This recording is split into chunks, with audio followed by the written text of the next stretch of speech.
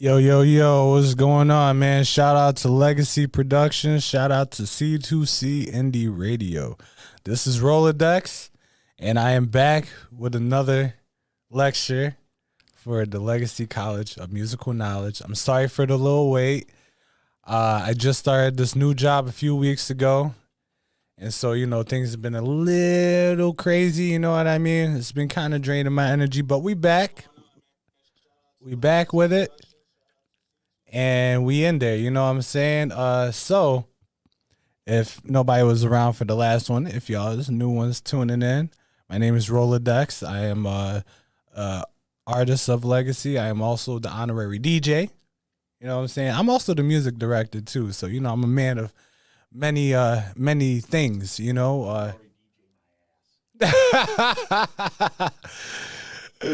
Yeah, so yeah, pretty much I'm the one that helps get the shows looking good with the DJ sets and all that, I'm also the asshole that tells the artist that if they don't send me their stuff in time, I'll take their spot or just kick them off the roster.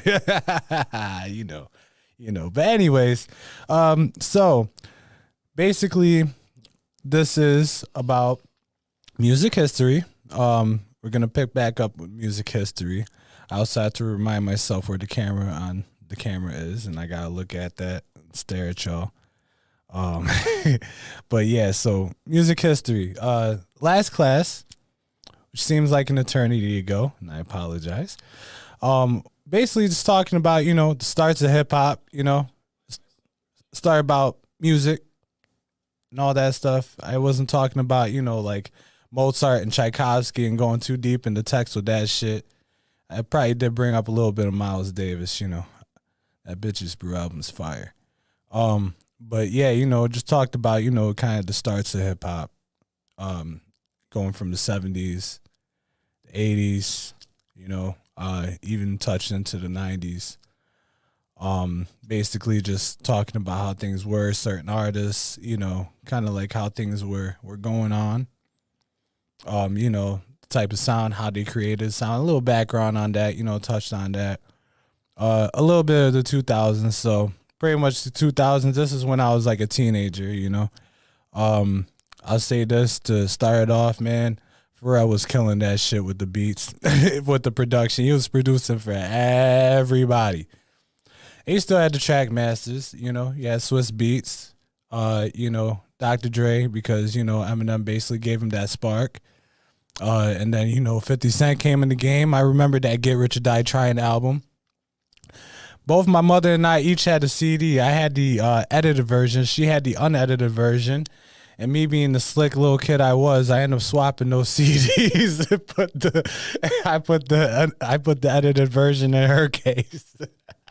I was like, what words is he saying? I know he's not just saying the usual F word or S word and all that. I wanted to hear what the hell he was saying, Because to me, I feel like, music should not be filtered that much. I mean, obviously for children's sake, definitely should, because, sometimes, artists of any genre will talk about stuff that they're not ready for.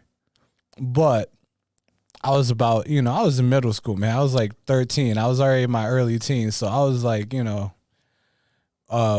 you're exposed to certain things in life at an early age, it really doesn't matter, just to be honest. I mean, not saying it's justified, but I'm just saying you already kind of, used to hearing that stuff. Yeah, Get Rich or Die Trying, definitely for me, because I grew up on it, even though I love my super duper lyrical miracle hip hop shit. That album was kind of gave me the spark of actually wanting to rap initially, and the whole G Unit. I don't tell a lot of people that, but that's the truth, Like, I used to listen to that album every single day. Same with the Guess Who's Back mixtape too. I mean, that mixtape was fire. Even had a Knots beat on there, I might as well just get into Knots Raw. He's a producer. He's from Virginia. Fire shit. They had Ayatollah, he produced Miss Fat Booty by Mos Def. That's late 90s, like 98, 99 with, Madlib started becoming super popular. Jay Dilla became super popular, and then Jay Dilla passed away, unfortunately. This is Jay Dilla month in February, so I figured I'd drop that knowledge, you know what I mean, that little tidbit. Jay Dilla is literally, he did pretty much anything you could think of with a sample or a drum machine. Like, you know, what he did sonic-wise, incredible. Like, I mean, you know, he was very advanced, and he also never got any sleep because all he did was just make beats. And mind you, yeah, like this might touch into the 90s and stuff because, you know, he really started getting popping in the mid 90s. He was working with cats, you know, like you know, out of Detroit where he's from. And then, you know, he ended up getting a tape came to Q-Tip from A Tribe Called Quest. Got him a part of the production crew with the which he was part of, the UMMAH. I don't like how that sounded when I said it, so I spelled it out. Yeah, and then, you know, they did you know, shit like Stakes Inside by De La Soul, Beats, Rhymes, and Life by A Tribe Called Quest. By the way, Beats, Rhymes, and Life is on my right shoulder. Incorporates everything. I love that album. Once again, Stressed Out with Faith Evans. You know what I mean? Wordplay, fire shit. And then he worked on the Far Side album, Lab Cabin California, because they hit up Q-Tip originally, but Q-Tip was working on the Mobb Deep album, The Infamous. And if you're a real hip hop person, you know about The Infamous. You know about the impact that made. If anything, shout out to my man Pappy Tone. Mobb Deep was the reason why he got into rapping.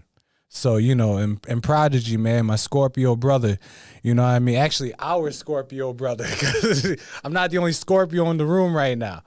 Yeah. You know? I also want to touch on KRS-One, too, because he killed the 90s as well. And because Mark is a Leo, I had to bring up a Leo, a.k.a. KRS-One. I can't leave nobody out. I do have Leo in my chart, so, you know, I keep it real like that. You know what I mean? It's all good. But, yeah, KRS-One as well. Madism, you know what I mean? Rappers are in danger. MCs act like they don't know. Step into a world. You know, I got what is it? That Who's Next album. I got that on vinyl. Fire album. You know what I mean? Had that Showbiz produced joint, A Friend, with that piano joint. Oh yeah. Yep. So, you know, yeah, like there's a lot of good shit that came out in the 90s. I might as well just touch on it, you know what I mean? Because there's a lot going on in the 90s. You know, in the 80s with hip-hop, in the 70s, those still in its infancy, you know what I mean? I will touch on Wild Style again because that's still one of the best hip-hop movies ever created because it shows hip-hop in its rawest, purest, and most innocent form. Like, I mean... And that broke down everything from, you know, beat breaks with Grandmaster Flash in the kitchen with Fat Five Freddy sitting there chilling. And Grandmaster Flash of Grandmaster Flash and the Furious 5, he's literally just hitting the filthiest breaks. You know, like the Take Me to the Mardi Gras by Bob James and shit like that, you know. I think he even did like the whole Synthetic Substitution one, maybe even the Detroit Emeralds one. You know, Impeach the President by the Honey Drippers, you know what I mean? Classic shit, the Hihachi one. You know, Apache by the Incredible Bongo Band, you know, shit like that. All good stuff, you know what I mean? All good stuff. But like, you know, in that movie, you know, you had, you know, playing of the breaks, you know what I mean? Which is a cornerstone of hip hop music. The breaks, the drums, you know what I mean? The beat. That's how it really, really originated. That's why even nowadays, you know, you got like some, you know, some corny hood rat hoes being like, oh yeah, like, you know, I just like the beat, you know what I mean? I just want to vibe to the beat and get burnout, you know what I'm saying? Smoking that la la la, you know, that Zaza, that loud pack, which is really Reggie is just putting a designer bag. That's it. You know what I'm saying? Like really, like the weed ain't shit. It's like, how much is your A for, homie? For real. Like that, you know, that shit needs some work. Like, you know what I mean? Like you want that potency and all that shit. Man, you better off going to a dispensary nowadays. I know y'all like to spend that bread anyway, so I mean, shit, go right ahead, get that card and all that. Y'all just don't want to get the card. That's why you still like, you know, getting your shit from you know, whatchamacallit, Raquan down the block and all that. He's still a piece of shit anyway. So, you know what I'm saying. But the thing is though, yeah, like it had breakdancing in there. You know what I mean? Like, Crazy Legs, still a legend. You know what I mean? He's still killing it to this day. You know what I mean? They broke out the tiles in the boombox. You know what I mean? Breaking right in the park. Then, you had the graffiti, the tagging. You know what I mean? In some places it means different things, but, this was art. Like, guys like Bigfoot, guys like Dondi, you know what I mean? Hitting shit with the wild style. Dondi's my favorite tagger, by the way. You know what I mean? With the wild style, that's, you know what I mean? Like, it was just the essence. Like, when hip hop started, you know what I mean? It became like a whole lifestyle, really. It's not just, it wasn't just a fad. You had all bases covered from, like, the music, from the fashion, the lingo, the slang, the type of equipment that they were using, the art, the dance, even just pretty much everything, man. Like, and the thing is too, like, it started as a movement for the inner city youth to, like, stop the BS. Like, instead of battling each other physically, beating the hell out of each other, possibly killing somebody, you got to battle with wits. You got to battle with something constructive instead of, like, oh, my op over here. It's like, if y'all really got some beef, settle it breakdancing or something. Who got the better husband? Who got the better air flare? You know what I mean? Stuff like that. Who got the better backspin? Like, who could two-step a little funky, you know what I mean? Who put a little oomph, a little emphasis in that style, you know what I mean, when they popping and locking. You know what I mean? Who can, like, really look more like a robot, you know what I'm saying? Or who can scratch better, who can do a beat juggle better on the ones and twos. Who got better literary techniques when it comes to rhyming, you know what I mean? Stuff like that. It was more constructive. And now it's destructive because the shit got watered down. In my own personal opinion, I know there's plenty of people that do share this opinion with me. It is, I guess, a rather controversial but expected opinion. But the fact of the matter is, though, hip hop started to basically, unite, to give the inner city youth an outlet. You know what I mean? Besides, like, basketball and probably, getting away from, the gang culture. I mean, and it was still being prevalent because, you had people who were affiliated in gangs still being in, hip hop anyways, like Eazy-E. You know what I mean? But, then again, I believe that everybody still deserves a fair chance at life. Especially when they're ready to better it, you know what I mean? Because, I mean, yeah, like, you might have done some messed up stuff, like, while you was, active, but, if you grow old and, you try to make your life better instead of, acting wild and reckless and all that, hip-hop's a good thing that'll help you get out of that stuff, you know what I mean? And, you'll still get respect from your crew. You'll still get respect from your crew because then it's like, oh, man, if he's on, we on.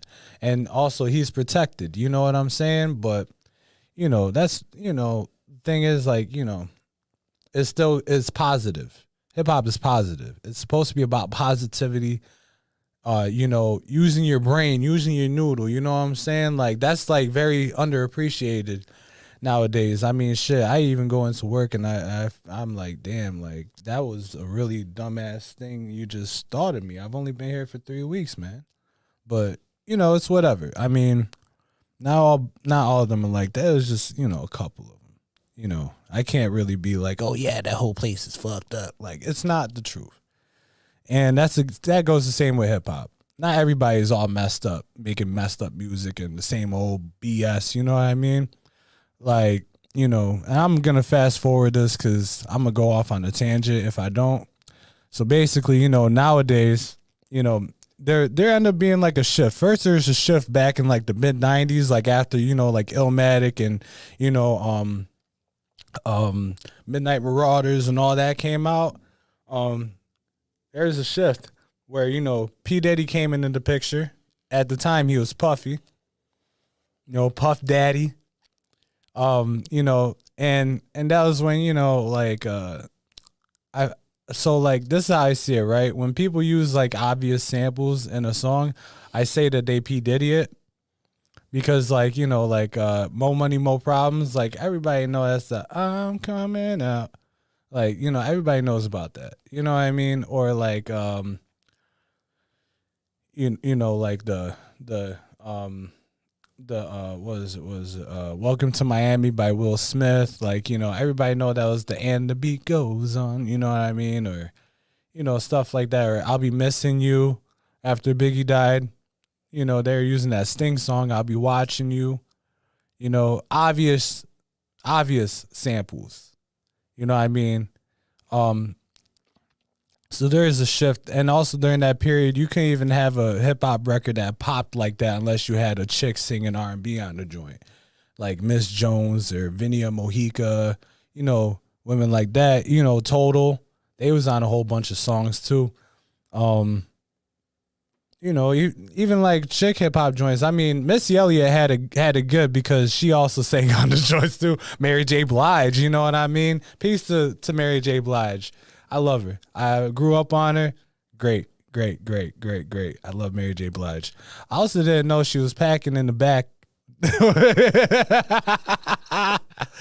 know what I mean? You feel me? Facts. Yeah, I'm like, oh my gosh, she got a thumper number. I hope she don't see this. I'm sorry, Mary J. Blige. I got mad love for you, but Biggie already said that shit in that one song off of Ready to Die. So I had a crush on you since real love. But yeah, there's a shift where, it started kind of being more commercialized with the hip hop. Started being more commercialized. It was still dope because, we still had a balance back then. You had like all the kind of more of the poppy stuff. But it was still like hip hop. People still like, like, you still had guys like LL Cool J. I don't care what anybody say about LL Cool J. LL Cool J is fire, especially the Mr. Smith album. Lounging with Total. Hey Lover with what the hell was it? I believe it was Boys to Men on there. Yeah, I think it was Boys to Men on there. Trackmasters made that joint. So there's like a little shift. Started becoming more R&B based, a little bit more poppy. And then, as time went on, then it got to, the 2000s. It really got, like, really club-based and all that, like where everybody was, kind of like having more of a fun time than they already was, you know what I mean? Going to exotic places and whatnot. Then you had like all the rappers buying big ass Escalades with the spinning rims and shit, having that going on. I mean, I was a sucker for it, but I was also 12 years old. So, Gucci shoes and the Air Force Ones with the St. Lunatics with Nelly, his whole group, Murphy Lee, all talking about that shit, getting grills and all that, like, basically having all the luxury and shit, but dudes are still being hood rich, like plain and simple. Yeah, but you didn't really have that much balance. That's when it kind of started fading. But then you had a couple guys that would come out like good, like like G Unit when they had Lloyd Banks, Young Buck, and 50, and Eminem was obviously still out there and all that. And so you still had some good hip hop and whatnot. You had Lil Wayne was starting to like really pop off. Say what y'all want, but Lil Wayne definitely. I mean, I hated him for the longest time, but like looking back, it's like he wasn't really that bad actually, and his punchlines was. He was a punchline rapper, but he knew how to work that shit. So, props to him. As much as I would like to get on Soulja Boy and talk shit about him, if it wasn't for Soulja Boy, we wouldn't be able to monetize anything off of YouTube. So we definitely do have to big up with that. He was pretty much like he was ahead of the time with the marketing. His music might have been shit, but gotta give props where it's due. Like you might not like all of that shit, but you gotta respect something of it. It's just like, I'm not too much of a fan of trap. I've gotten better over the years about it. What I started doing for my own music, some of how they would do some of their drums, like maybe they might put like a little reverb or compress something or whatever, a certain 808, use that, using the 808s and hip hop beats, or even so, like, doing my own type of way of trap music myself, And it was one, a way to be current. Two, I wasn't feeling like I was like selling my soul basically, or like conforming against my own will, my own spirit, but I was still learning. Like oh yeah, and then trap took over pretty much like late 2000s going into 2010s. That's when it really picked up, especially with guys like Chief Keef, or like I think Chief Keef definitely like hit it off. I mean, everybody says T.I. did. Oh yeah, Gucci Mane. I remember hearing about Gucci Mane like during like my last 2 years of high school. But yeah, guys like that. Who else was there? I mean, like OJ the Juice Man.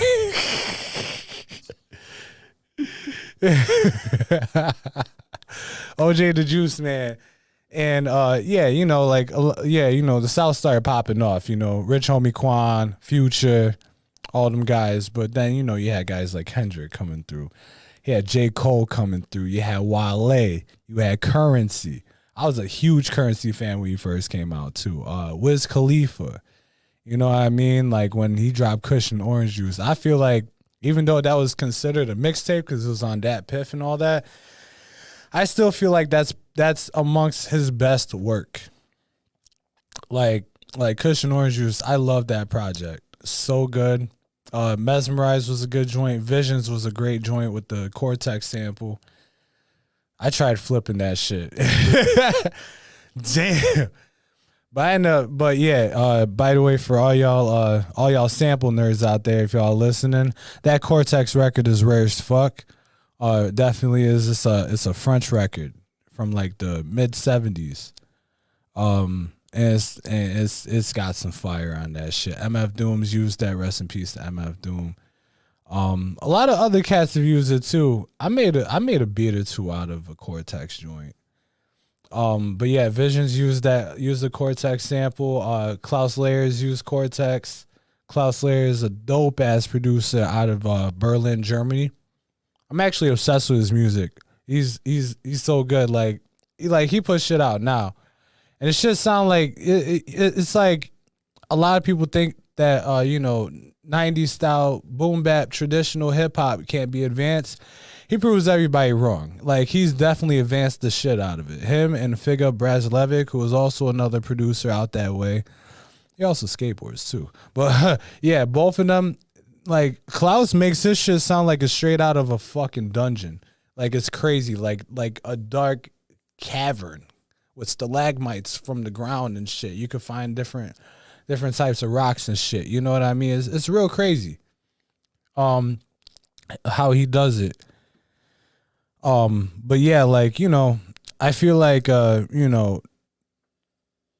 would talk more about like the 2010s and all that shit, but I mean, it's kind of been like the same for like the whole period, you know what I mean?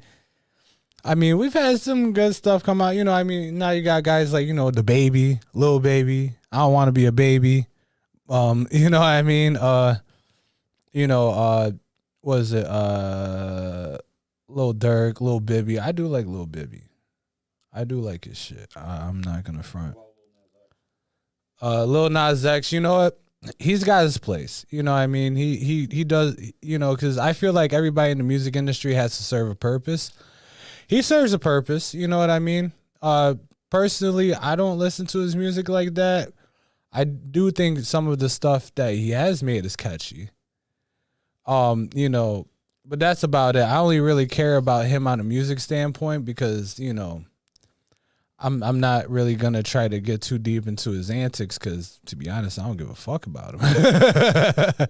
Why should I? Just because he's a music artist, we put these guys on such a high pedestal. It's like We can't even let them breathe, and then like our life just gets altered by that. We end up having like fucking arguments with our best friends and family members about this shit. I think it's already bad enough that dudes argue about sports. You know what I mean? Like, that's why I don't like baseball. I feel like with baseball, I mean, I played baseball in fifth grade. I feel like if you're like a certain fan of a baseball team or a losing team, yeah, it's gonna be a miserable life for you. I feel bad for you. You know what I'm saying? So, what do you think of Cardi B and Megan Thee Stallion? You know what? I would definitely hit both of them off with the pipe show. Like instantly. You know what I'm saying? To be honest, I take Megan Thee Stallion over Cardi B. Personality wise, because I like both of them personality wise, to be honest, because Cardi B, you could tell she's real as shit. And Megan Thee Stallion, she's just like, an anime nerd and all that. And like, she just seems like a really cool person to chill with. You know what I mean? Like, kind of like one of your friends you went to high school with and shit, She seems like a really down to earth person. Like, she's just a good soul. And Cardi B, I think she would just probably be like, I feel like maybe at times she might be a little too much, but she does have a method to her madness, She said a lot of stuff that I definitely agree with, and her, basically, being there for women's rights. I think that's very important. And and I feel like, with that, she's using her platform wisely. You know what I mean? She's definitely using her platform wisely. I wish she would write more of her own stuff. Because, I mean, I feel like she could probably make some bangers, like, just writing her own stuff. You know what I mean? Like, if she's an artist like that, she should already have an innate sense of how music is supposed to be. She wrote her own stuff, should be good money. And I feel like if she took the reins of that creative process, I think that, she could definitely flourish more. She's already a top artist, so why not? Like, at that point in your career, you could make a risk or two here and there. You know what I mean? Like, the times where you can make a risk is one, when you're super popping, or like you're literally getting to that point where you're like really popping and you're in the position where you can like change the landscape of shit. Or early on in your career when you're first really just kind of like figuring out your sound or what direction, or trying to, figure out how to maneuver your sound to like the current shit. You know what I mean? Those are really times you could take a risk like that. Megan Thee Stallion, yeah, I like her stuff too. You know what I mean? They got their place too. You know what I mean? And it's not just being fine as hell either. So everybody has their own place. They get, if they do it right, yeah, like mixing country and rap. Nelly was doing that. I do like the blending of different music genres. I mean, Walk This Way with Run DMC and Aerosmith. Beastie Boys, they did it just on their own. They didn't have to collab with nobody. They basically brought both of their loves together. I mean, hip hop is pretty much a hodgepodge of different genres anyways. Reggae and dub music from Jamaica. You got jazz music, you know what I mean? Even like some Brazilian jazz samba too. I love Brazilian music. I love Brazilian jazz samba music and all that, like Marcos Valle, Cal Chater, Antonio Carlos Jobim, Stanley Getz was around there too. Freaking Charlie Bird was around there too, Walter Wanderley, my favorite organist ever. Sorry, Booker T and the MGs, but yeah. Walter Wanderley had that sauce. He had that sauce. Lorindo Almeida, Ymir Deodato.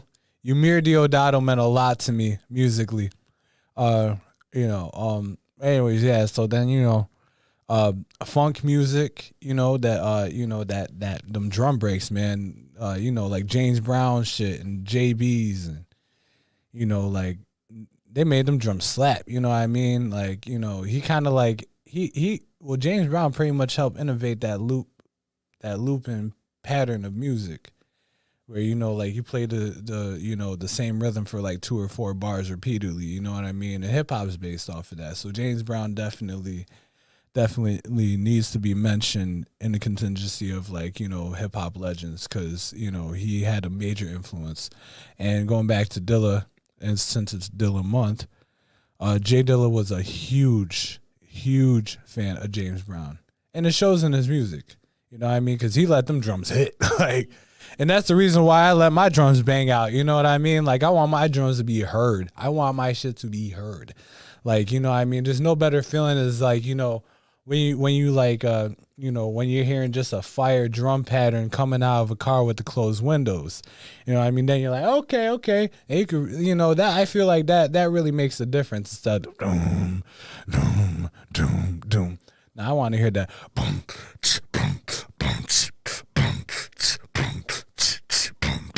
like something like that. I want to hear something that hits where you're like, ooh, you know what I mean? The hoots and hollers.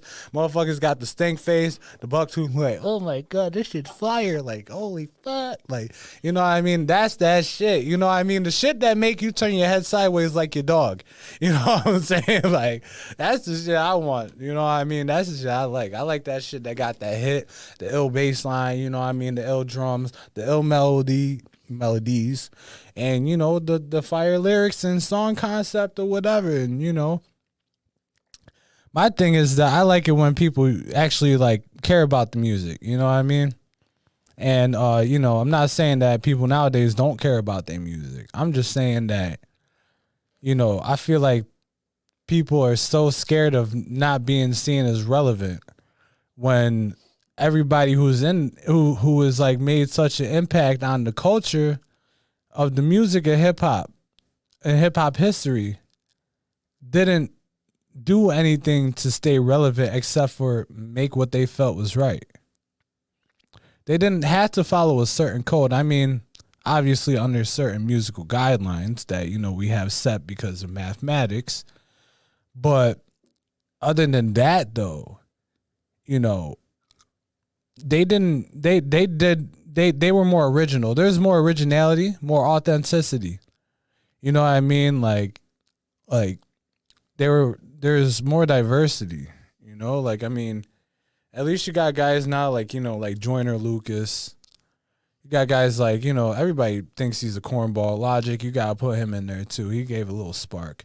J. Cole, Kendrick, Wale, you know, like even Drake. You know, I mean, even with Drake, like, I mean, you know, he basically sets the tone, though. He's a trendsetter with his music. Kind of like how Jay-Z was back in the day. Jay-Z was setting trends left and right. They didn't have to follow what was going on.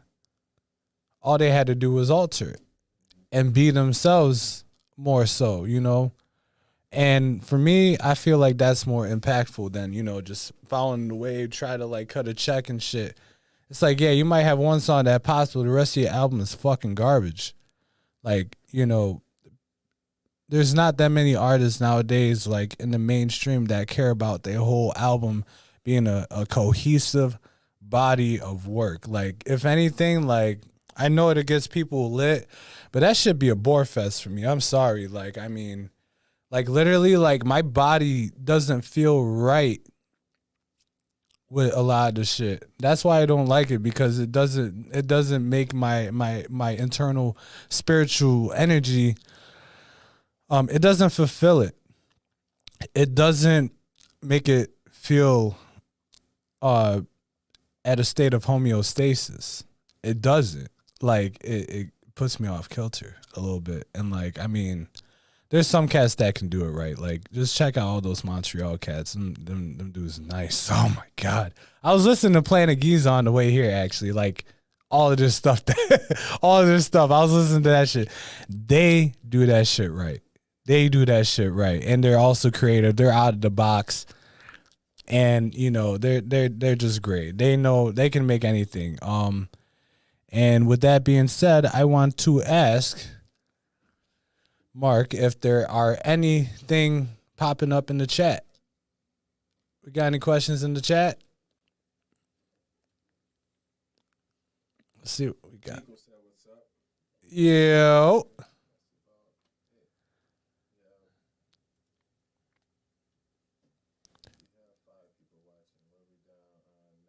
Yeah, a bunch of them probably dipped after I said, "Oh, I don't like trap that much." It's like, man, go eat a chode, motherfucker. This is me speaking. I'm not speaking for the general consensus. You know what I'm saying? Like, it's like, lick my sweaty armpit. I'll make sure I do a crazy ass hit workout beforehand too. You know what I'm saying? Make it a little extra tanky.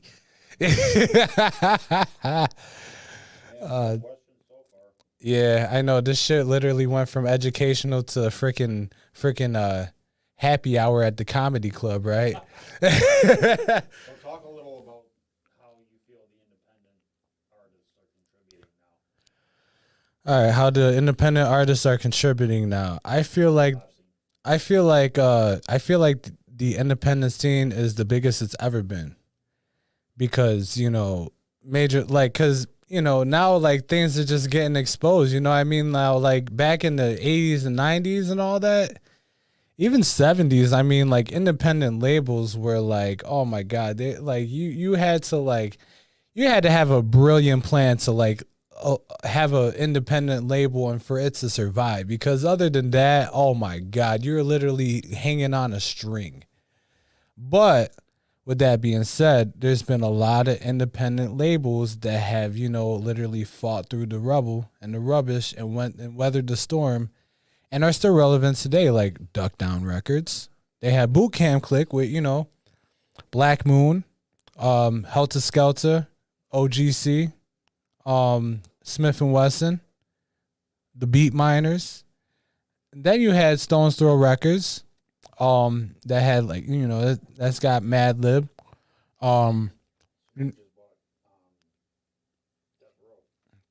Yeah, Snoop just bought Death Row. Also too, Rockefeller was also an independent label, and Jay-Z him and Dame Dash took a crazy risk with that one. I mean, it was successful, you know what I mean, and they benefited from it. I mean, Jay-Z was ahead of the game with that one compared to everybody else. Same with, you know, Master P with No Limit. Master P, man, I mean, you know, probably not like the best lyrical rapper or whatever like that. I mean, he definitely made some hits, like make him say, na na na na na na. It's like me taking a wild dookie after a hard night of drinking, you feel me? Like drop it like it's hot. Drop it like it's. Oh yeah, I did. Yeah, I did. Yeah, I drank. I had some drinks last night. You know what I'm saying? So what do you think is more relevant today, the indie scene or the mainstream? What's more relevant? So Mark's question is, what's more relevant nowadays, the indie or the mainstream labels? I would say the independent labels. I mean, you don't even need any type of label really to put out your own stuff. Like when I put out Dex on the Set, I put that out on DistroKid. No label, nothing. You know what I mean? It's just me. Like now it's to the point where like, you know, people are also starting to they're really starting to really seek out more stuff independently, not just having an independent label. Now, the mainstream label will you know, they're not really that necessary anymore. You know what I mean? Because, well, also, too, it's really their fault because they fucked over so many of our favorite artists anyways. You know what I mean? So, like, you know, it's karma. You know what I mean? Like, what can I say? I mean, a lot of people still do it just because they think, oh, yeah, I'm about to get a shit ton of money now. It's like, nah, you got to pay that back, buddy. You like, oh, yeah, I bought my mom's a house. It's like, yeah, and what if your album flops? That's why those major labels won't even like consider anybody unless they got a certain amount of followers on social media, because they don't want to deal with that shit either. You know what I mean? But, you know, And then the certain contracts and shit like that, like, you know, them labels will try to screw you over.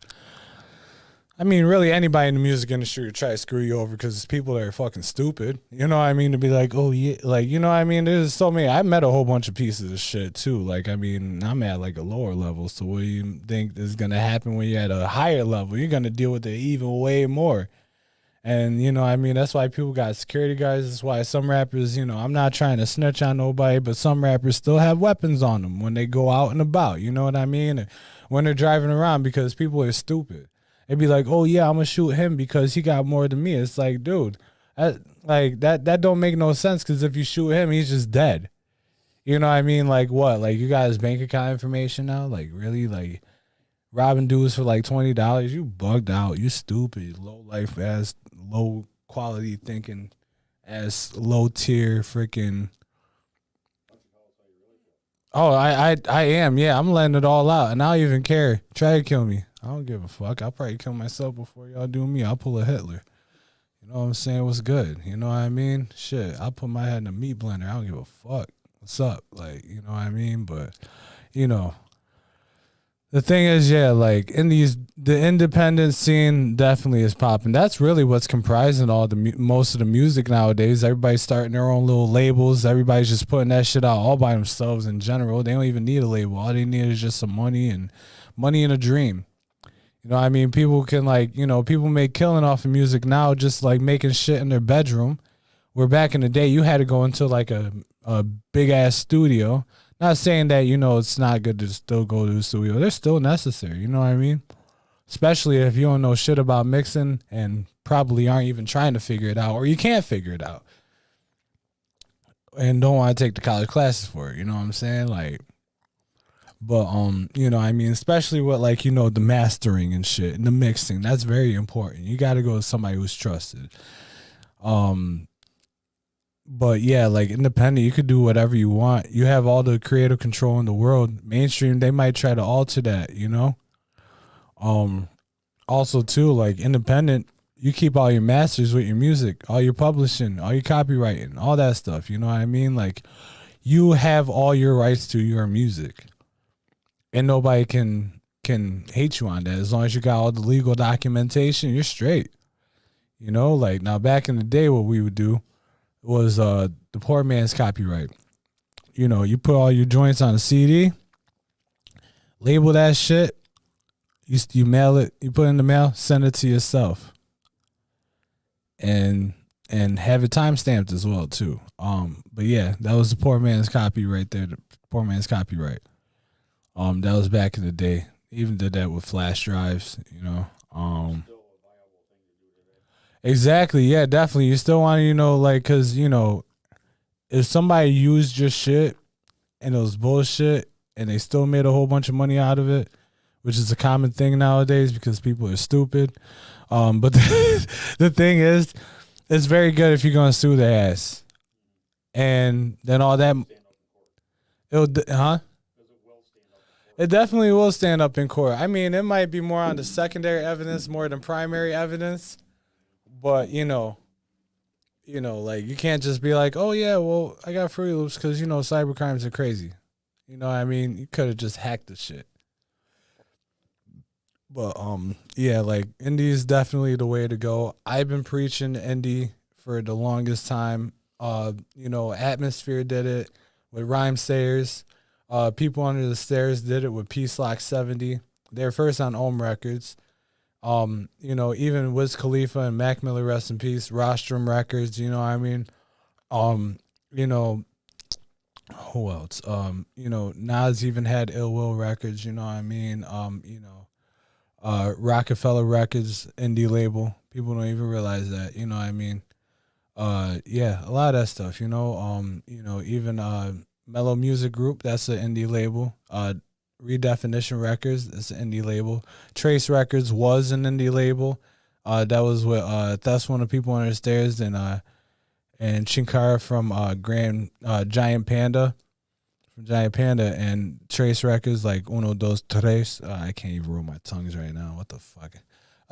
Yeah, Trace, Tres. They had guys like, you know, Diamond the Fudge Monk was on there and shit with I think Insight, the Truncator. Then you had Giant Panda, they put their shit on there. Blue and Exile, they put their shit on there. Lightheaded, which was like a Christian hip hop group, they put some shit on there. Good label. I hate the fact that it ended, but because I wanted to be on there. But yeah, Stone Soul Records with Peanut Butter Wolf, Madlib's on there, Guilty Simpson's on there, J Dilla, he had his shit on there. MF Doing had his shit on there. Knowledge was on there. He's on there. Yeah, it's definitely a good click. Then Duck Down Records, they got all the boot camp guys. Sky Zoo was affiliated with them. Static Selector affiliated with them. Good shit. So yeah, definitely indie is the way to go if you want to reap the benefits of your music. And also too, if you want to join an indie label and not just be indie yourself and all that, just remember, as opposed to a major label, you get more profit out of it. In usual cases, you'll get 85%, and the label will get 15%, which is actually really good because the major labels they'll hurt you. Also with them 50-50 deals and shit, you know what I mean? Like, yeah, like that's not good. Like, make sure you read the fine print. Read that fine print. I mean, shit, if you don't know no lawyer shit, or if you can't get a lawyer, man, you better read that shit. You better you got Google. Look up something if you don't know it. You know what I mean? Get back to you. If they trying to force you into a contract and all that, don't fuck with that label, straight up. Because they have bad intentions for you. If they want to really, really, really work with you and all that, they'll understand that you got to peep that shit. You know what I mean? There's a whole process with it. It's not just slickety split quick. No, it's not. It's definitely not. You got to know what you're getting into. There's so much shit. And later in this course, I'll be getting into that. You know what I mean? Just to protect everybody. And I mean, whoever listens, I hope y'all take my advice with that shit. But yeah, I'm pretty much done with the music history. I think I think it's pretty self-explanatory. You know what I mean? Like, hip hop started a hot minute ago, and it's got roots from even back in the medieval times where people would battle each other with poems. You know what I mean? So it's got a long lineage. Hip hop is a very unique culture. It's got even subgenres in it, you know what I mean? I think what we have to do is just appreciate the history and stop being like, oh, that's that old rapper type shit. Oh, that's that old head shit. Like, that's a fucking diss. It's like, yeah, you'll be shot at fucking 20 and fucking dead. And I'm here 31 and shit. Yeah, exactly. It's like cut the bullshit. You know what I mean? Like, you talking about oh, yeah, that shit is a fucking privilege. And the more you disrespect that shit, the worse it's gonna be for you. You know what I mean? Like, even freaking, like listen to the dudes that listen to those guys that have been around for a little bit. Like, we will help you out. Believe me. We we might not like some of that bullshit y'all do, but at the same time though, we could still give you really good advice on on how to make it better. You know what I mean? That's the thing. We're not trying to hate on it because we think it sucks. It's just y'all can do better. That's pretty much it. Like, don't take offense to it because y'all think that oh yeah, we gotta come with the times and shit and all that. No, we're with the times. Believe me, we're with the times. We acknowledge the shit. We just don't want to do it all the time. That shit's boring as fuck. Like, do I look like a fucking burnout? I had a cup of coffee on the way here, man. I think I'm pretty damn alert. I don't I mean, you know what I'm saying? You know what I mean? Yeah, yo, this nigga got shot. Bang, bang, bang. Ha, ha, ha, ha. Like, no, that's some burnout shit, man. Come on, kill me. Kill that noise, man. Killing me, man. You're killing me. I can't do with that shit, man. Like, grow some brain cells. Make some good-ass music. That's really all it amounts to. You know what I mean? So I'm going to have a little introduction on the next topic that I'll be talking about, which will be music production. And this is the one that I'm very excited about doing because, I may be talking my shit. I might be known as a DJ, but I also get down with the music, all right? Like, I just got to, I feel like I got to remind people that. Like, I rap and I make beats too. So, you know what I mean? Like, that's the thing. You know, I do a lot of things because I always try to be self sufficient personally. You know, I didn't want to always depend on people for my creative process. I also wanted to have more control over my creative process to further to further push my vision out there, you know, and to basically bring it to life. Like, you know, I feel like it's a pain in the ass when you're waiting on a beat for somebody, you know, or waiting on a verse from somebody. It's like I'll just do it myself. You know, like there's no sense of waiting if I could just do the shit myself. So pretty much like what I'm gonna be doing with the music production part, I'm gonna be talking about, you know, bar structure. I'll talk about production, arrangement. I'll even make a beat for y'all. It might be shit, it might be good, who knows? But y'all heard it first. And no, I will not tell y'all the sample. But you know what, just to flex my abilities, because everybody thinks that, oh yeah, he's the old head guy, he might just do just only samples. I'll make one without a sample too. Just to just to be you know, just to be an ass like that, you know. I got it because I'll show different aspects on it, you know, different flows, different cadences, and you know, just different styles, you know, that you could adapt. Things you could do, things you probably shouldn't do or say, you know. Things like that, you know. There's a lot that goes into that. I wouldn't want to make that a drawn out type of thing, but I do want to get down into it. Like, you know, with the rapping, I might as well just start with the rapping and shit, right?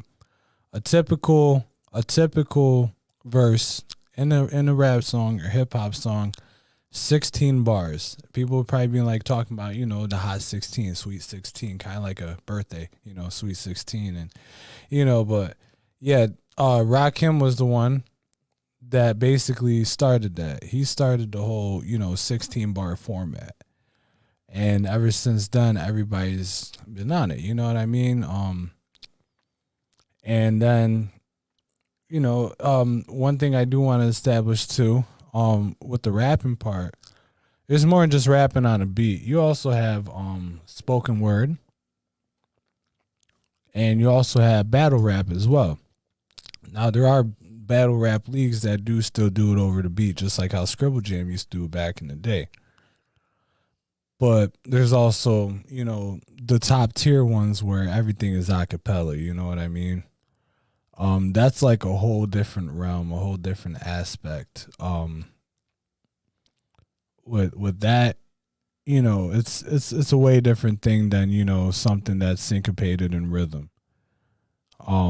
So with that, like, you know, when I talk about spoken word, I will have Mark talk about that. Since he knows more about it than I do. So you know, he'll be featured to shed more light on that. Um Share his experiences with it, and you know, some techniques, how he gets down, you know. Um because I mean, shit, if he was like a straight up MC and all that, he would probably be shitting on everybody with like his vocabulary. Like, I'm like, fuck, man, I gotta change my whole thing. You know what I mean? I'm like, shit, how do you word it like that? Like, you know, it's cool. You know what I mean? And the thing is, too, I might have been doing this shit for like what, like 15 years or whatever. But I still know my place, and I still, you know, I still take inspiration. I'm still a beginner, to be honest. I'm still a beginner. I know a lot of stuff, but I'm still a beginner. You know, I'm still a student of the game, and I always will be a student. Because if I'm not a student, I might be the teacher, but I'm still a student. You know, there's always something to learn. Always something to learn. Never stop learning, because learning is important for everyday life, all the way up until you perish and become stardust. Learning is great, and that's why I'm doing this shit, because I want to teach y'all. But I still learn shit. If we any more questions? No.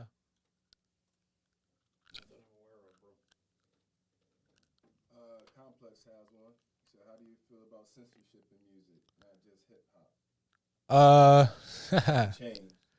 All right, so how do I feel about censorship in music? All right, so I feel like you know what? This might go back to the Tipper Gore and the Frank Zappa thing back in the 80s. Yep, and Mark's laughing about because he knows exactly what I'm talking about. Now the thing is about it is that Frank Zappa was kind of he was more of an instrumentalist. So I don't know why you had to why there's a censorship going on. It's probably the screams and moans and shit, but that's bullshit. You know what I mean? It's like they didn't censor that Tina Turner joint, that acid joint. You know what? Yeah, yeah, yeah. That video was nuts. I think my ex girlfriend showed me that song, and I was like, "This is wild," but this shit's hot. Like this is cool. You know what I mean? Tina Turner, that was the 60s, early 70s, and you didn't have all these Bible thumping. Yeah, I feel like right, yeah. So you know, like censorship has been happening for a long time now. I do understand certain things should be censored for the sake of children and their still formative brains and the formative years and all that. And now it's getting to the point where it's becoming increasingly difficult to mitigate that. You could put all the child locks you want and all that. They could still be exposed. They step out the front door and they hear some like they're like run up on your block with the Glock shooting down the op. Like yeah, like they hear that at like as an 8-year-old stepping out in front of their house and all, and they hear that shit going on the street, they're still exposed to it. You know what I mean? I feel like with censorship, if it's something like image portraying and all that, I feel like a lot of times like we do need it just so that, you know, we kind of like break out of certain things. You know what I mean? That like, you know, some societal shackles, like, you know, I feel like it's not a utopian society. Like we don't all have to be the same. You know what I mean? We don't all have to fit a certain mode or code. Like, I mean, just read 1984 by George Orwell and see how a utopian society works. It's not going to happen. You do need those people to shape shift things. You know what I mean? Like shake things up. That's very important. Very important. Eminem did it. You know what I mean? Like, cause, you know, a lot of people will be like, oh, but he's a white rapper. Who gives a fuck? If anything, he was rapping better than all them other motherfuckers that everybody was like bigging up and preaching and shit. And he still raps better than all of them too. So for that, with that being said, and two, he had like a super hip hop upbringing and shit. First and foremost, he's from Detroit. You know, he's from Detroit. Like, and there's a lot of hip hop that's come out of there. And he also got respect from the black community. Like those were his best friends, especially Proof, rest in peace. You know, and they were the ones that took him in and they knew the skill that he possessed. And now look at him. Highly successful for good reason. And to me, he's one of the only people that was able to gain pop he was able to establish like a high amount of popularity in the mainstream while still having incredible critical acclaim. Like he didn't have to water down his lyrics and he still made a shit ton of fire records. Not many people can do that. Either they have to water down their shit to make it popular, or they have to stay underground and have their own little, like, you know, little cultish following, I guess. You know what I mean? Or, you know, their shit just won't be ever heard, you know? But yeah, censorship, I feel like it is necessary with certain things, but not all. You know, now with like, you know, if it's with imagery and all that, I mean, obviously nudity ain't nobody want to, you know, see that for the sake of children. You know what I mean? For the sake of children, nobody wants to see, you know, that and all that. You know what I mean? I'm very about, you know, making sure the children are all right because, you know, there is definitely things that they shouldn't be exposed to early on when their brains are still forming. So like, image wise and all that, like if it's like, killing or shooting or, doing, drug use or, any type of nudity or anything sexually explicit or objectionable, stuff like that needs to be out of the limelight of children. Thankfully, music for children has definitely gotten better. Because, man, I'll say this, man. Listen, the Kids Bop was kind of a, whew, oh, man. I mean, they had some bops on there, but, geez, sometimes that was like, oh, man, that was straining. That was a reach. Yeah, like, but in general, I feel like, yeah, some stuff is meant to be controversial. You know what I mean? Like, in a good way, as long as it's in a good way. Like, I mean, what I would censor is all that bullshit saying like, oh yeah, like, run up on an op with the Glock. I mean, I think that's bullshit. Like, stop that corny shit, man. Okay, yeah, you run up on an op with the Glock. You gave him a shot. His body dropped. Ooh wee, ooh. Brr. Like, okay, whatever. Who cares, man? Like, why are you so happy about snitching on yourself and your peoples? Like, that's stupid. You know what I'm saying? Like, I think that's just funny, actually. I mean, it's a bad thing. I just think it's funny because y'all still do the same old bullshit time and time and time again. And don't fucking learn from your mistakes. It's like, free my man who just like killed innocent people. Like, are you fucking serious? Free my mans who like robbed my grandmother and shit, but still free my mans. What? You knew he was a piece of shit before he got jammed in. The fuck?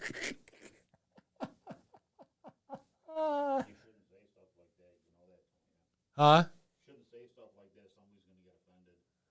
Well, I mean, look, if this is the thing, right? Somebody might get offended. I'm talking about the blatant ones. Like, if there's somebody, well, yeah, my thing is that, look, like, if they're a good person, they had to slip up, okay, that's different. You know what I mean? Like, if they have potential in their life to improve their life, that's different. Then, yes, free my man. You know what I mean? But some of these cats out here literally are like, it's like they want to reward shitty behavior. You know what I mean? Now, it's deep rooted. It's a whole different topic. This is a music class, not a psychology class. You know what I mean? Yeah, there's a lot of trauma-induced shit why people do the same thing they do, and also, that whole 400 years of conditioning stuff, and, like, oh, my environment, you know what I mean, being a product of your environment and all that type of stuff. But the thing is, though, it's like, man, if we want to do better, though, we got to expect better out of other people. And if we can't expect other people to do good, we have to do that ourselves. Now, we don't have to do no crazy, like, community functions and whatnot. We just have to contribute to society in a positive way. You know what I mean? Getting your education, doing all the corny shit, getting good grades in school, getting an education, getting a degree is something cool. Getting a job where you might have to bust your ass, but you're still making your own money. Getting your tax returns at the beginning of the next year. Providing for your family. If you don't have any kids, helping your parents out, your grandparents out, your siblings, your nieces, nephews, cousins, the ones that deserve it, obviously. Then if you got kids, support them. Even if your baby mom is on your ass, make sure that, her life is good too. Or vice versa. If your baby daddy's crazy or whatever, right? Still hold it down. This has no gender. This has no gender because it's both for whatever gender you consider it to be. You know what I mean? Like, just be good. Just be a good person. You know what I mean? Like that's the thing. Like, I mean, I probably only visited maybe like one of my homies locked up. I helped bail somebody out before. You know what I mean? Because I know how they are. They're like, they were locked up before. And they got jammed in over some BS. You know what I mean? of course I'm gonna like, help out with that. You know what I mean? Because he didn't need that. It wasn't necessary. You know what I mean? And he had came so far in his life. He came so far in his life. Now if it's somebody who basically like just would even like flip on you and do you grimy, but you're still saying free my man's, like, what I mean? Like if they did some really crazy heinous shit, like, I mean, they kind of got to face the consequences like the rest of us. You know what I mean? Like they really do. Like they got to kind of face the consequences. You can't just like, like shoot somebody in the fucking face in front of a bodega and think everything is all good. Like, no, it's not. It's really not. Like, exactly. Yeah, it is talked about in rap. Like it's like glorified. Like, I mean, believe me, I like some of the hard shit, like Sean Price, whole bunch of shots follow after I bust your snot box with a Ciroc bottle. He was clever with it at least. You know what I mean? And exactly, yeah, you do got the ones that are faking the funk. Definitely. The ones that are saying, oh yeah, like I got the big blicky, like it's like okay, like that's not a badge of honor. It's not a badge of honor. Like, I mean, and it's like, then they'll be like, oh, yeah, I got a Tesla. It's like, man, fuck your Tesla. I'm good with my 2015 Civic, man. I'm all right. I'm riding that shit till the wheels fall off, man. I've had it for 3 years now, and the engine's still superior. Fuck a Tesla. Maybe if I get to, like, that status, I might mess around and have a Tesla. I mean, I do got stock in Tesla, but that's neither here or there. You know what I mean? But, yeah, it's just also too, like, yeah, some things do need to be censored. They do need to be censored. I know I've gone off on the tangent. Some things do need to be censored because, I mean, like, if like now, what I know where Colin was coming from with, the horrorcore rap and all that. I think that's perfectly fine. You know what I mean? Like, It's another subgenre that isn't put out there too much. definitely, it is another subgenre. I mean, I know about it because when my first exposure was back in like the late '90s when Insane Clown Posse were wrestlers and all that.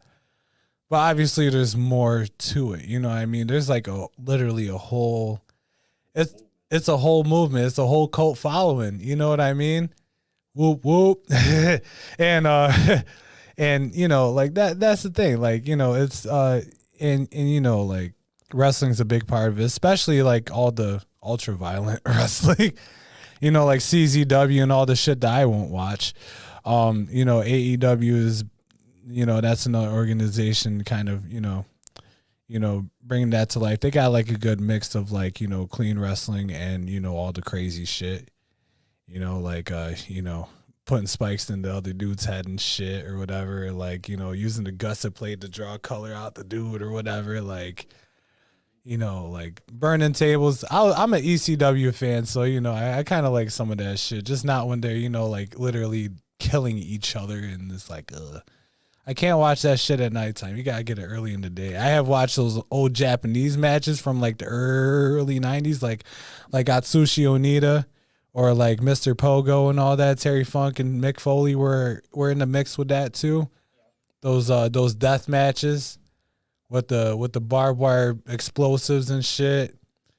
Have the fire the 2x4 out on fire and all that, hitting the dude in the stomach and the back with that shit, like, what I mean, the crazy shit. And then the whole ring having the pyro shit going off and all that, the barbed wire ropes, landing on thumbtacks or razors, shit like that, tubes of light tubes,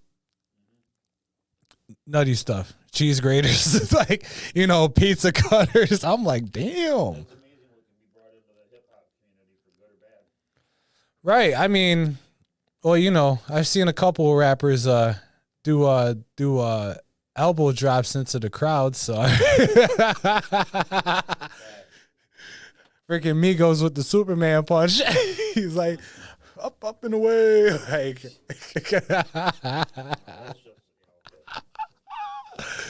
oh man, but yeah, with that, yeah, like the horrorcore rap is much appreciated for sure. I love it. Like sometimes you need that. You need that. I like that stuff. I definitely like that stuff. Got mad love for it. So yeah, what people censoring that shit, I think is ridiculous. I always have. I always thought that was ridiculous. Like some things, like it's like okay, yeah, it might be weird to you. It's kind of like when punk music started back in the day, right? People were like, "Oh yeah, they're a bunch of freaking rebels and shit. They can't be contained." But it's like, it's definitely not a bad thing. Where you got to fight oppression here or there. Like what is it? Guys like Agent Orange or Minor Threat. Bad Brains, the Saints, all those guys. Who else? Fugazi. They're like G.G. Allen. I'll even bring up G.G. Allen. I don't even care. Yeah. So like, yeah, all that stuff. That was like they were like, oh yeah, the freaking derelicts and all that. It's like they got a voice. Listen to their voice, like listen to what they're saying, Now the same could be said about newer music, but I don't give a fuck about what type of like crazy shit you got going on in the streets, man. My ass is just gonna stay home, hang out with my dog, stuff my face, go on YouTube, maybe make a beat or something. Do some laundry, like wash my dishes, vacuum the carpet, sweep the floor, clean my sinks. Water my exactly, like water my bamboo plant in the back, and yes, it is a bamboo plant. It's not a weed plant. It's an actual lucky bamboo plant. 24 hours in the studio. Yeah, hip hop artists have responsibilities outside of music. Right. I know it's hard to believe, but It definitely, yeah, like we definitely do have lives. To be honest, I can't make music every day anymore because I start running out of shit to talk about. Like. No, I definitely did. I was just like going to work and then coming back home and making beats. Well, I would go to work, I'll come back home, stuff my face, get completely tanked, then make beats, then go to sleep. Then wake up, go to work, get out, eat food, get completely tanked, or if I already finished all my supply, go to the store to get tanked, and then make a beat and go to sleep. And that was like my routine, but then like it was like, oh man, I don't even got a girlfriend, bro. Like, so yeah, like having life experiences definitely helps out. Just don't put yourself in a line of fire like that. You know what I mean? so we talking 2 weeks down the road for the next class. Yes, sir. All right. Yeah.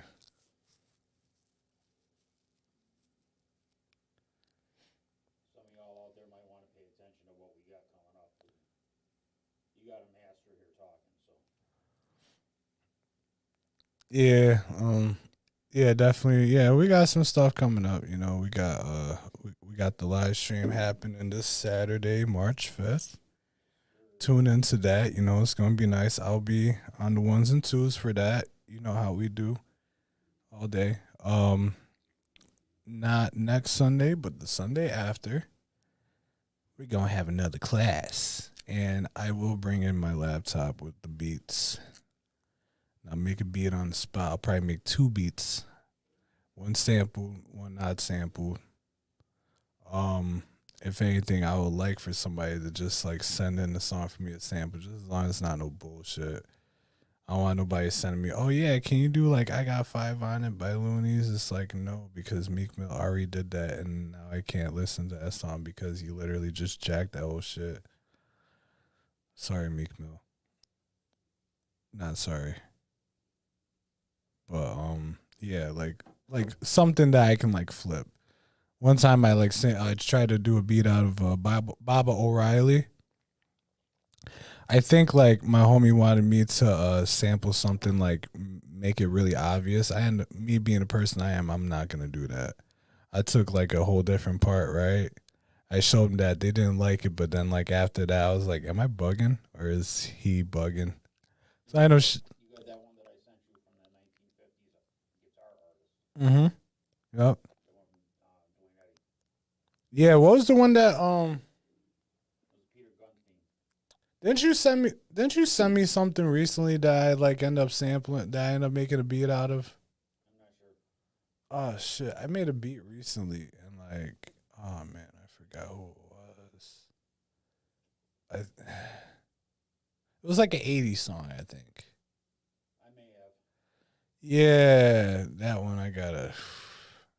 Oh, you know what? It wasn't you. My man Drew sent me a Joe Jackson song, Yeah, you told me. and I flipped it. Oh my So I'm gonna challenge you god. next week to do that one to Dwayne Eddy. Okay, Peter Gunstein.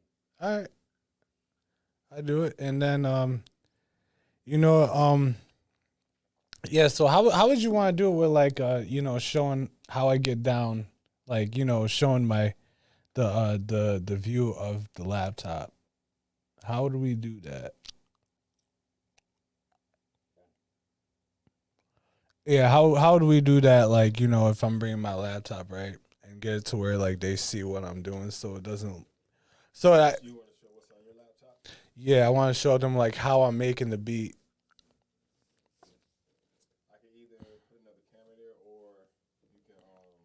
I'll have to do an HDMI Mm. cord going from there to the computer. I do have an HDMI port on there too, so that I would. want it. As long as it's out, I can get the signal in here, and then just show it on there. It should, yeah, and if anything, I could also bring an HDMI cable as well. Yeah, now we have some, but as long as you Yeah. have that. I don't know if yours. Some laptops have a mini one, so this. I don't know if you have a regular port on it or just a regular. It's a regular port, yeah. All right, so we can make it work. All right, bet. Sweet. So yeah, next class. That's what will be going on. So holy shit, it's already 4. Damn. Okay, we've been chatting. So, all right. Time to log off. Thankfully, I don't have to be at work until 3:30 in the afternoon tomorrow. And yeah, this is another episode of Legacy College with Musical Knowledge. Please don't shoot me over the shit that I said during this video. You just gotta remember it's just my opinion sometimes. Opinions are like assholes. Everybody's got them, and they all stink. That's just how it goes.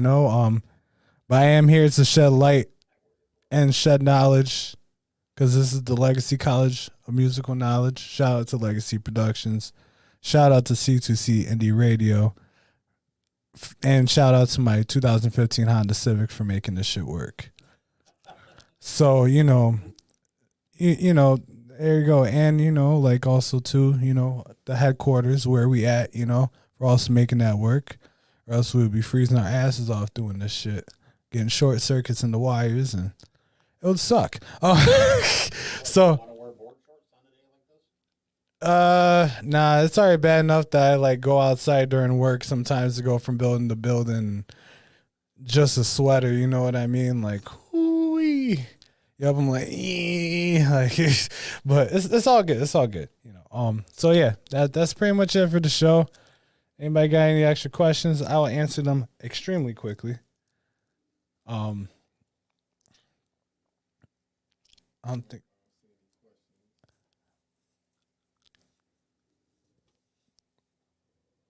No questions. Well, peace to the ones that did give me questions. Thank you for that. Like I said, literally anytime I'm on here, ask any type of question you want related to anything you want to know about music, and I will try to answer that to the best of my ability. Definitely will, all the times. Even if you hit me up on social media too, and if you got a question there that you might not have during this, and don't be scared about it. Ask me anything. I don't give a shit. You know what I mean? You might like the answer, you might not like the answer, but shit, I'll give you an answer. You know what I mean? I mean, I'm not gonna be mean about it, but you know what I'm saying? Like, definitely not gonna be mean about it because we're all here to learn. That's really what it is. Learn and teach. Each one teach one. Straight up. So that's the thing. Even on social media, you know what I mean? Hit me up on Rolladeks, Rolladeks, and that's on Snapchat. That's on Instagram. I do have a page on Facebook, but fuck Facebook. Anyways. See what I mean? My mouth's gonna get me in trouble. I shouldn't have drank so much last night, but yeah, but this is another episode of Legacy College of Musical Knowledge with your teacher, Rolladeks, Dex on the set. Like I said before, shout out to Legacy Productions, C2C Indie Radio. We got some shit coming up. We got the next class in 2 Sundays. We got our live stream March 5th, Saturday, I believe at 7 o'clock. Tune into that. We got a lot of things going on, especially all the other shows going on with C2C. What is it, Jake's Random Thoughts? Yes, that's Fridays. And something about khakis in there too, right?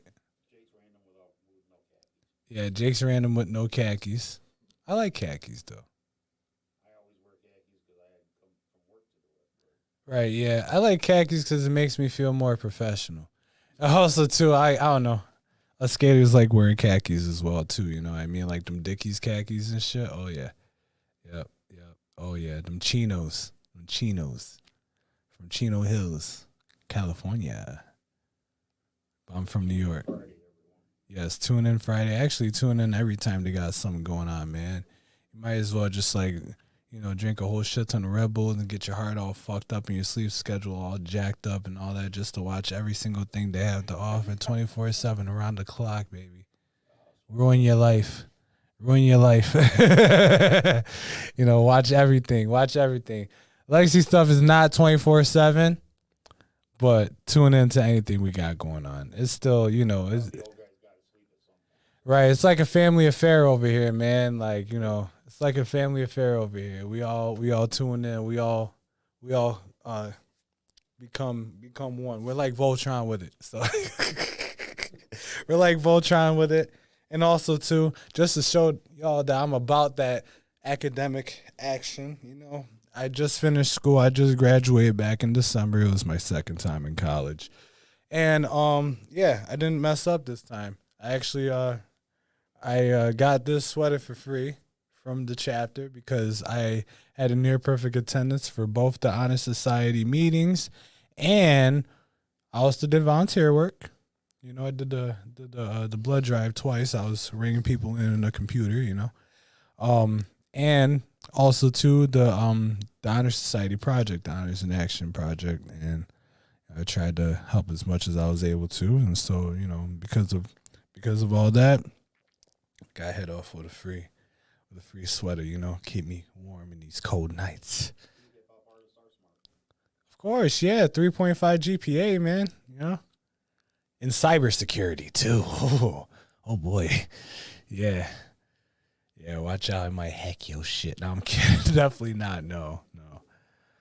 The only time I almost hacked into something was when I was applying for a job, and my certifications were in the database, and I was gonna put it in the database, but I stopped myself. I'm like, nope, this is borderline malicious, and I could snitch on myself because I didn't follow through with it. So, What about malicious? Vicious, malicious. I used to.